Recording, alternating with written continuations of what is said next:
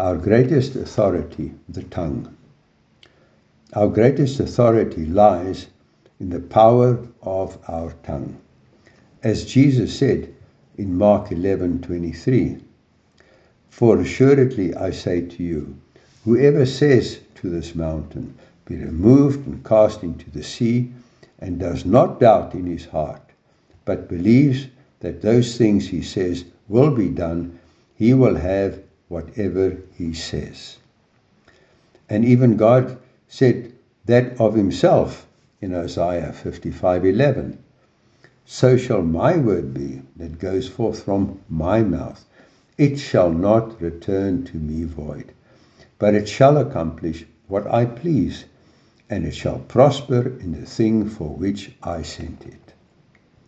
And in Mark 11:24, "Therefore I say to you, whatever things you ask, when you pray, believe you receive them, and you will have them." In fact, it is through what we say that we actually express and activate the authority that God gave us when He created us. However, that authority that we have through what we say also has a negative side, because if you make negative statements, they will also have negative results, as James warned us in James 3, verse 5 and 6. "Even so the tongue is a little member, and boasts great things. See how great a forest a little fire kindles. And the tongue is a fire, a world of iniquity. The tongue is so set amongst our members that it defiles the whole body, and sets on fire the course of nature, and is set on fire by hell."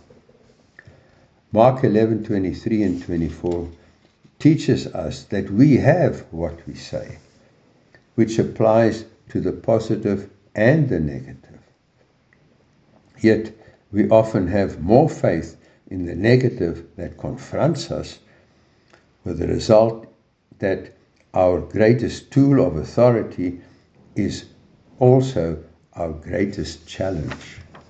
So, how do we avoid those negative words? How do we say the positive? Well, Jesus gave us the easy solution to that challenge.